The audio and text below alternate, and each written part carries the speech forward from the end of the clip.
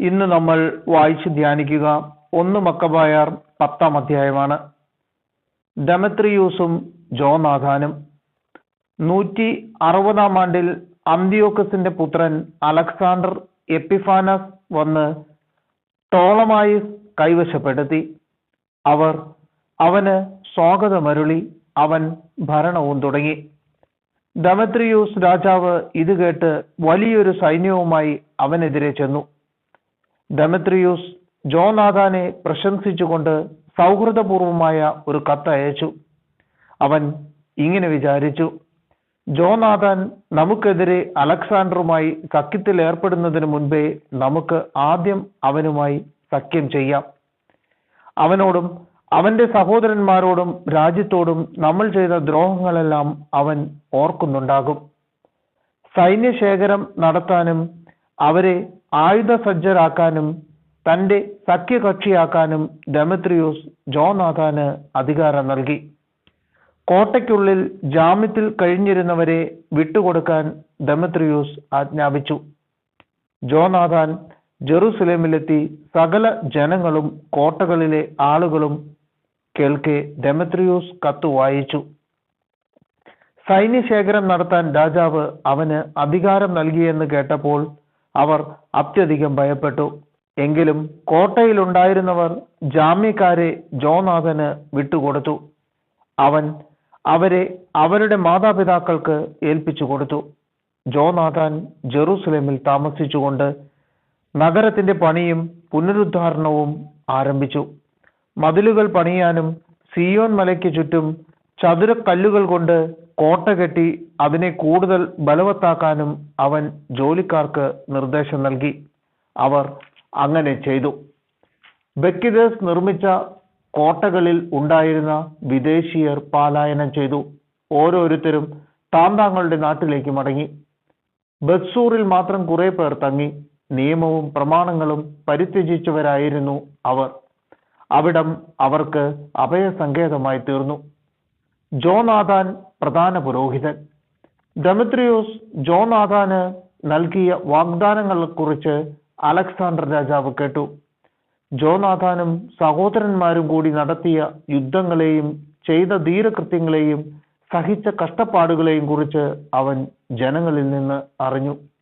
അവൻ പറഞ്ഞു: ഇവനെ പോലെ മറ്റൊരുവനെ കണ്ടു കിട്ടുമോ? നമുക്ക് അവനെ മിത്രമാക്കി അവനുമായി സഖ്യം ചെയ്യാം. അവൻ ജോനാഥാന് ഇപ്രകാരം ഒരു കത്തെഴുതി: സഹോദരൻ ജോനാഥന് അലക്സാണ്ടർ രാജാവിൽ നിന്ന് അഭിവാദനങ്ങൾ. നീ ശക്തനായ പോരാളിയും സ്നേഹിതനാകാൻ യോഗ്യനുമാണെന്ന് ഞാൻ കേട്ടിരിക്കുന്നു. അതിനാൽ നിന്റെ ജനത്തിന്റെ പ്രധാന പുരോഹിതനായി ഇന്നു നിന്നെ ഞാൻ നിയമിച്ചിരിക്കുന്നു. നീ രാജാവിന്റെ സുഹൃത്തായി അറിയപ്പെടണം. നീ എൻ്റെ പക്ഷത്ത് നിലകൊള്ളുകയും എന്നോട് മൈത്രി പുലർത്തുകയും വേണം. രാജാവ് അവന് ഒരു ചെമന്ന മേലങ്കിയും സ്വർണ്ണ കിരീടവും അയച്ചു കൊടുത്തു. 160-ാം ആണ്ട് 7-ാം മാസം കൂടാരത്തിരുനാളിൽ ജോനാഥാൻ വിശുദ്ധ വസ്ത്രങ്ങൾ അണിഞ്ഞു. അവൻ സൈന്യശേഖരം നടത്തി.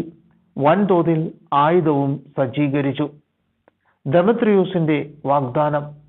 ഇത് കേട്ട് ദെമത്രിയൂസ് ദുഃഖിതനായി പറഞ്ഞു: നമ്മൾ എന്തുകൊണ്ട് ഇത് അനുവദിച്ചു? തന്നെ പ്രബലനാക്കാൻ യഹൂദരുമായി മൈത്രി സ്ഥാപിക്കുന്നതിൽ അലക്സാണ്ടർ നമ്മെ മറികടന്നിരിക്കുന്നു. എനിക്ക് അവരുടെ സഹായം ലഭിക്കേണ്ടതിന് ബഹുമതികളും സമ്മാനങ്ങളും വാഗ്ദാനം ചെയ്തുകൊണ്ട് ഞാൻ അവർക്ക് ഹൃദ്യമായ സന്ദേശം അയക്കും. അതനുസരിച്ച് അവൻ അവർക്ക് ഇങ്ങനെ എഴുതി: യഹൂദ ജനതയ്ക്ക് ദെമത്രിയൂസ് രാജാവിന്റെ അഭിവാദനങ്ങൾ. നിങ്ങൾ ഞങ്ങളോടുള്ള കരാർ പാലിക്കുന്നുവെന്നും മൈത്രി ബന്ധം തുടരുന്നുവെന്നും ഞങ്ങളുടെ ശത്രുക്കളുമായി കൂട്ടുചേർന്നിട്ടില്ലെന്നും അറിയുന്നതിൽ ഞങ്ങൾ സന്തോഷിക്കുന്നു. മേലിലും ഞങ്ങളോട് വിശ്വസ്തരായിരിക്കുവിൻ. ഞങ്ങൾക്കു വേണ്ടി നിങ്ങൾ ചെയ്യുന്നതിനെല്ലാം ഞങ്ങൾ നല്ല പ്രതിഫലം നൽകുന്നതാണ്. ഞാൻ നിങ്ങൾക്ക് ധാരാളം ഇളവുകൾ അനുവദിക്കുകയും സമ്മാനങ്ങൾ നൽകുകയും ചെയ്യുന്നതാണ്. ഇന്നു മുതൽ ഞാൻ നിങ്ങളെ സ്വതന്ത്രരാക്കുകയും സർവ യഹൂദരെയും കപ്പത്തിലും ഉപ്പു നികുതിയിലും കിരീട നികുതിയിലും നിന്ന് ഒഴിവാക്കുകയും ചെയ്തിരിക്കുന്നു. എനിക്ക് ലഭിക്കേണ്ട ധാന്യങ്ങളുടെ 1/3 ഫലങ്ങളുടെ പകുതിയും ഇനി മുതൽ നിങ്ങളിൽ നിന്ന് ഈടാക്കുന്നതല്ല. യൂദാദേശത്തു നിന്നോ സമരിയ, ഗലീലി എന്നീ ദേശങ്ങളിൽ നിന്നോ ഇന്നു മുതൽ ഒരിക്കലും ഞാൻ അവ പിരിക്കുകയില്ല. ജെറുസലേമും പരിസരങ്ങളും ജെറുസലേമിനുള്ള ദശാംശങ്ങളും വരുമാനങ്ങളും വിശുദ്ധവും നികുതിരഹിതവുമായിരിക്കട്ടെ. ജെറുസലേമിലെ കോട്ടയിൽ മേൽ എനിക്കുള്ള നിയന്ത്രണാധികാരം ഞാൻ ഉപേക്ഷിക്കുകയും പ്രധാന പുരോഹിതന് വിട്ടുകൊടുക്കുകയും ചെയ്യുന്നു. അവൻ സ്വന്തം ഇഷ്ടം പോലെ അവിടെ കാവൽ ഏർപ്പെടുത്തിക്കൊള്ളട്ടെ. യൂദാദേശത്തു നിന്ന് ബന്ധനസ്ഥരാക്കി എന്റെ രാജ്യത്ത് എവിടെയെങ്കിലും പാർപ്പിച്ചിട്ടുള്ള എല്ലാ യഹൂദരെയും മോചനദ്രവ്യം കൂടാതെ ഞാൻ സ്വതന്ത്രരാക്കുന്നു. അവരുടെ കന്നുകാലികളുടെ പേരിലുള്ള നികുതികളും ഒഴിവാക്കാൻ രാജസേവകരോട് ഞാൻ നിഷ്കർഷിക്കുന്നു. എല്ലാ തിരുനാളുകളും സാബത്തുകളും അമാവാസികളും മറ്റു വിശേഷ ദിവസങ്ങളും തിരുനാളിന് മുൻപും പിൻപും 3 ദിവസങ്ങളും എന്റെ രാജ്യത്തുള്ള എല്ലാ യഹൂദർക്കും സ്വതന്ത്രപൂർണമായ ദിവസങ്ങളായിരിക്കും. അവരിൽ നിന്ന് എന്തെങ്കിലും ഈടാക്കുന്നതിനോ അവരിൽ ആരെയെങ്കിലും ഏതെങ്കിലും കാര്യത്തിൽ ശല്യപ്പെടുത്തുന്നതിനോ ആർക്കും അധികാരമുണ്ടായിരിക്കുകയില്ല. യഹൂദരിൽ 30,000 പേരെ രാജ്യസൈന്യത്തിൽ ചേർക്കുന്നതായിരിക്കും. രാജകീയ സേനയ്ക്ക് അർഹമായ വേതനം അവർക്ക് ലഭിക്കും. അവരിൽ കുറെ പേർക്ക് രാജാവിന്റെ പ്രധാന കോട്ടകളിൽ സ്ഥാനം നൽകപ്പെടും. ചിലർക്ക് രാജ്യത്ത് വിശ്വസ്ത പദവികൾ ലഭിക്കും. അവരിൽ നിന്ന് തന്നെയായിരിക്കും അവർക്ക് അധിപന്മാരെയും നേതാക്കന്മാരെയും ലഭിക്കുക. യൂദാദേശത്ത് രാജാവ് കൽപ്പിച്ചതുപോലെ സ്വന്തം നിയമങ്ങൾ അനുസരിച്ച് അവർക്ക് ജീവിക്കാവുന്നതാണ്. സമരിയായിൽ നിന്ന് യൂദായോട് ചേർക്കപ്പെട്ടിട്ടുള്ള 3 പ്രവിശ്യകൾ ഏകഭരണ കർത്താവിന് അധീനമായിരിക്കും.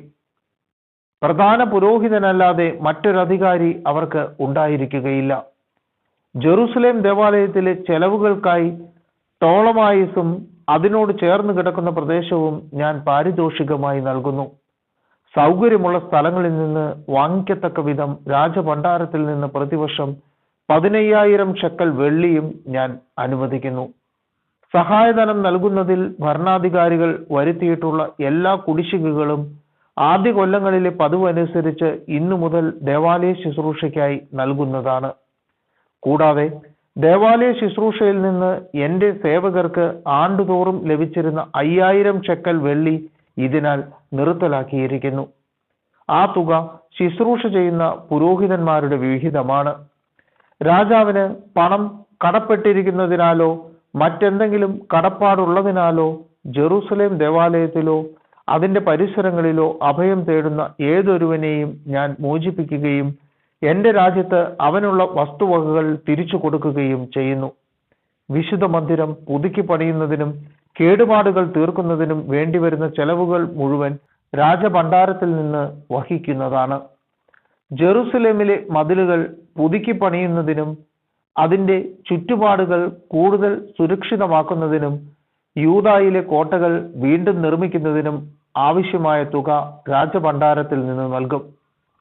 അലക്സാണ്ടറുമായി സഖ്യം. ജോനാഥാനും ജനങ്ങളും ഈ വാക്കുകൾ കേട്ടപ്പോൾ അത് സ്വീകരിക്കുകയോ വിശ്വസിക്കുകയോ ചെയ്തില്ല. കാരണം ദെമത്രിയൂസ് ഇസ്രായേലിൽ മഹാപാതകങ്ങൾ പ്രവർത്തിച്ചതും അവൻ കഠിനമായി അവരെ പീഡിപ്പിച്ചതും അവർ ഓർത്തു. സമാധാന സന്ദേശവുമായി ആദ്യം എത്തിയ അലക്സാണ്ടറിനോടായിരുന്നു അവർക്ക് പ്രതിപത്തി. അവന്റെ ജീവിതകാലം അത്രയും അവർ സഖ്യകക്ഷികളായി നിലകൊണ്ടു. അലക്സാണ്ടർ രാജാവ് വലിയൊരു സൈന്യത്തെ ശേഖരിച്ച് ദെമത്രിയൂസിനെതിരെ പാളയമടിച്ചു. ഇരു രാജാക്കന്മാരും ഏറ്റുമുട്ടി. ദെമത്രിയൂസിന്റെ സൈന്യം പലായനം ചെയ്തു. അലക്സാണ്ടർ പിന്തുടർന്ന് അവരെ തോൽപ്പിച്ചു. സൂര്യാസ്തമയം വരെ യുദ്ധം തുടർന്നു. ദെമത്രിയൂസ് വധിക്കപ്പെട്ടു. അലക്സാണ്ടർ ഈജിപ്തിലെ രാജാവായ ടോളമിക്ക് സ്ഥാനപതികൾ മുഖേന ഈ സന്ദേശം അയച്ചു: ഞാൻ എന്റെ രാജ്യത്തേക്ക് മടങ്ങി വന്ന് എന്റെ പിതാക്കന്മാരുടെ സിംഹാസനത്തിൽ ആരൂഢനാവുകയും ആധിപത്യം സ്ഥാപിക്കുകയും ചെയ്തിരിക്കുന്നു. ദെമത്രിയൂസിനെ തോൽപ്പിച്ച് രാജ്യം ഞാൻ വീണ്ടെടുത്തിരിക്കുന്നു. ദെമത്രിയൂസിനെയും അവന്റെ സേനയെയും യുദ്ധത്തിൽ തോൽപ്പിക്കുകയും ഞാൻ അവന്റെ സിംഹാസനം കൈവശപ്പെടുത്തുകയും ചെയ്തിരിക്കുന്നു. നമുക്ക് സൗഹൃദം സ്ഥാപിക്കാം. നിന്റെ മകളെ എനിക്ക് ഭാര്യയായി നൽകുക, ഞാൻ നിന്റെ ജാമാതാവായിരിക്കും. നിനക്കും അവൾക്കും ഞാൻ രാജോചിതമായ സമ്മാനങ്ങൾ നൽകുന്നതാണ്. ടോളമി രാജാവ് മറുപടി നൽകി, നിന്റെ പിതാക്കന്മാരുടെ നാട്ടിലേക്ക് മടങ്ങി വന്ന് നീ അവരുടെ സിംഹാസനത്തിൽ ഉപവിഷ്ടനായ ദിവസം സന്തോഷകരം തന്നെ. നീ എഴുതിയതുപോലെ ഞാൻ പ്രവർത്തിക്കാം. നമുക്ക് പരസ്പരം കാണുന്നതിനും നീ ആവശ്യപ്പെട്ടതനുസരിച്ച് ഞാൻ നിന്റെ ശ്വശുരനാവുന്നതിനും വേണ്ടി ടോളമായിസിൽ വന്ന് എന്നെ കാണുക. ടോളമി തന്റെ മകൾ ക്ലെയോപാത്രയുമൊത്ത് ഈജിപ്തിൽ നിന്ന് 162 ആണ്ടിൽ ടോളമായിസിൽ എത്തി. അലക്സാണ്ടർ അവനെ സ്വീകരിച്ചു. ടോളമി മകൾ ക്ലെയോപാത്രയെ അലക്സാണ്ടർ നൽകി. ടോളമായിസിൽ വെച്ച് രാജകീയ ആഡംബരങ്ങളോടെ വിവാഹം നടന്നു. തന്നെ വന്ന് കാണാൻ ആവശ്യപ്പെട്ടുകൊണ്ട് അലക്സാണ്ടർ രാജാവ് ജോനാഥാന് കത്തെഴുതി. ജോനാഥാൻ ആഡംബരത്തോടെ ടോളമായിസിലേക്ക് ചെന്നു. രാജാക്കന്മാർ രണ്ടുപേരെയും സന്ദർശിച്ചു. അവൻ അവർക്കും അവരുടെ സ്നേഹിതന്മാർക്കും പൊന്നും വെള്ളിയുമായി ധാരാളം സമ്മാനങ്ങൾ നൽകി. അവൻ അവരുടെ പ്രീതിക്ക് പാത്രമായി. ഇസ്രായേലിലെ ദ്രോഹികളും അധർമ്മികളുമായ ഒരു കൂട്ടം ആളുകൾ അവനെതിരെ ഒത്തുചേർന്നു അവനിൽ കുറ്റമാരോപിച്ചു. എന്നാൽ അലക്സാണ്ടർ രാജാവ് അത് കണക്കിലെടുത്തില്ല. ജോനാഥാന്റെ വസ്ത്രം മാറ്റി പകരം അവനെ ധൂമ്ര വസ്ത്രങ്ങൾ ധരിപ്പിക്കാൻ രാജാവ് ആജ്ഞാപിച്ചു. അവർ അപ്രകാരം ചെയ്തു. രാജാവ് അവനെ തനിക്കരികെ ഇരുത്തി തന്റെ സേവകരോട് പറഞ്ഞു, നിങ്ങൾ ജോനാഥാനുമൊത്ത് നഗരമധ്യത്തിലേക്ക് പോകുവിൻ. ആരും ഒരു കാരണവശാലും അവനിൽ കുറ്റം ആരോപിക്കുകയോ അവന് ശല്യം ചെയ്യുകയോ പാടില്ലെന്ന് പ്രഖ്യാപിക്കുവിൻ. രാജവിളംബരമനുസരിച്ച് ജോനാഥാൻ ബഹുമാനിതനാകുന്നതും അവൻ രാജവസ്ത്രം അണിഞ്ഞിരിക്കുന്നതും കണ്ടപ്പോൾ അവനെതിരെ കുറ്റം ആരോപിച്ചിരുന്നവർ പലായനം ചെയ്തു. ഇങ്ങനെ രാജാവ് അവനെ ബഹുമാനിച്ചു. തന്റെ മുഖ്യ സുഹൃത്തുക്കളിൽ ഒരാളായി അവനെ കണക്കാക്കി. അവനെ ഒരു സേനാധിപനും പ്രവിശ്യയുടെ ഭരണാധികാരിയുമായി നിയമിക്കുകയും ചെയ്തു. സമാധാനത്തോടും സന്തോഷത്തോടും കൂടെ ജോനാഥാൻ ജെറുസലേമിലേക്ക് മടങ്ങി. ദെമത്രിയൂസിന്റെ മേൽ വിജയം.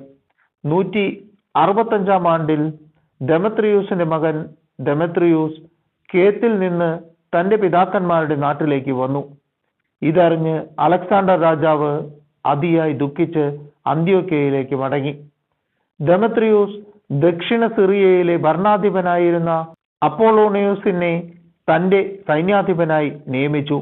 വലിയ ഒരു സൈന്യവുമായി അവൻ ജാമ്നിയായ്ക്കെതിരെ പാളയമടിച്ചു.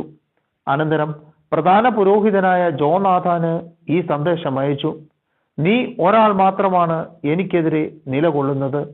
തന്മൂലം ഞാൻ നിന്ദ്യനും അപഹാസ്യനുമായി തീർന്നിരിക്കുന്നു. മലമ്പ്രദേശങ്ങളിൽ ഞങ്ങൾക്കെതിരായി എന്തുകൊണ്ട് നീ അധികാരം പ്രയോഗിക്കുന്നു? നിന്റെ സേനാബലത്തിൽ പൂർണ്ണ വിശ്വാസമുണ്ടെങ്കിൽ സമതലത്തിലേക്ക് വരിക.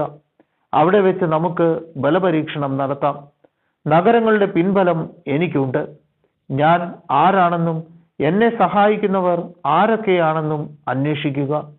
നിന്റെ പിതാക്കന്മാരെ 2 പ്രാവശ്യം പലായനം ചെയ്യിച്ച ഞങ്ങളെ ചെറുത്തു നിൽക്കാൻ നിനക്ക് സാധിക്കുകയില്ലെന്ന് നീ അറിയും. കല്ലോ പാറയോ മറ്റ് രക്ഷാമാർഗങ്ങളോ ഇല്ലാത്ത ഒരു സമതല പ്രദേശത്ത് എൻ്റെ അശ്വസൈന്യത്തെയും വലിയ കാലാൽപ്പടയെയും ചെറുത്തു നിൽക്കാൻ നിനക്കാവില്ല. അപ്പോളോണിയസിന്റെ ഈ വാക്കുകൾ കേട്ട് ജോനാഥാൻ ഉത്തേജിതനായി.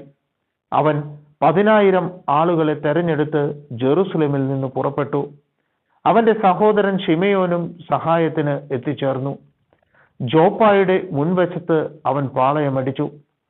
അപ്പോളോണിയസിന്റെ ഒരു സേനാവിഭാഗം പട്ടണത്തിൽ ഉണ്ടായിരുന്നതിനാൽ നഗരവാസികൾ കവാടങ്ങൾ അടച്ചു കളഞ്ഞു. ജോനാഥാൻ അവർക്കെതിരെ പൊരുതി. സംഭീതരായ നഗരവാസികൾ കവാടങ്ങൾ തുറന്നു കൊടുത്തു. ജോനാഥാൻ അങ്ങനെ ജോപ്പ കൈവശപ്പെടുത്തി. അപ്പോളോണിയോസ് ഇതറിഞ്ഞപ്പോൾ തെരഞ്ഞെടുക്കപ്പെട്ട 3000 കുതിരപ്പടയാളികളെയും വലിയൊരു കാലാൾപ്പടയെയും ശേഖരിച്ച് അസോത്തൂസ് കടന്ന് പോകാനെന്നവണ്ണം അങ്ങോട്ട് ചെന്നു. അതേസമയം അസംഖ്യമായ തന്റെ അശ്വസൈന്യത്തിൽ വിശ്വാസമർപ്പിച്ച് അവൻ സമതലത്തിലേക്ക് മുന്നേറി. അവനെ പിന്തുടർന്ന് ജോനാഥാൻ അസോത്തൂസിലെത്തി. അവിടെ വെച്ച് സൈന്യങ്ങൾ ഏറ്റുമുട്ടി. എന്നാൽ അപ്പോളോണിയോസ് 1000 കുതിരപ്പടയാളികളെ അവർക്ക് പിന്നിൽ ഒളിപ്പിച്ചിരുന്നു. തനിക്ക് പിന്നിൽ ഒരു കെണിയുണ്ടെന്ന് ജോനാഥാൻ മനസ്സിലാക്കി. പതിയിരുന്നവർ അവന്റെ സൈന്യത്തെ വളഞ്ഞു. പ്രഭാതം മുതൽ പ്രദോഷം വരെ ശരവർഷം നടത്തി. എങ്കിലും ജോനാഥാന്റെ ആജ്ഞയനുസരിച്ച് അവർ അചഞ്ചലരായി നിലകൊണ്ടു. ഒടുവിൽ ശത്രുവിന്റെ കുതിരകൾ തളർന്നു. തത്സമയം ശെമയോൻ സൈന്യവുമായി മുന്നോട്ട് വന്ന് കാലാൽപ്പടയെ ആക്രമിച്ചു. അശ്വസൈന്യം തളർന്നിരുന്നു. അവൻ അവരെ നിശേഷം തോൽപ്പിച്ചോടിച്ചു. സമതലത്തിൽ ചിതറിപ്പോയ അശ്വസൈന്യം അസോത്തൂസിലേക്ക് ഓടി അവരുടെ വിഗ്രഹാലയമായ ബേത്ദാഗോണിൽ അഭയം തേടി. ജോനാഥാൻ അസോത്തോസും ചുറ്റുമുള്ള നഗരങ്ങളും അഗ്നിക്കിരയാക്കി അവരെ കൊള്ളയടിച്ചു. ദാഗോണിന്റെ ക്ഷേത്രത്തെയും അതിൽ അഭയം തേടിയിരുന്നവരെയും ചുട്ടുകരിച്ചു. വാളിനിരയായവരും തീയിൽ വെന്തു മരിച്ചവരും കൂടി ഏകദേശം 8000 പേർ വരും.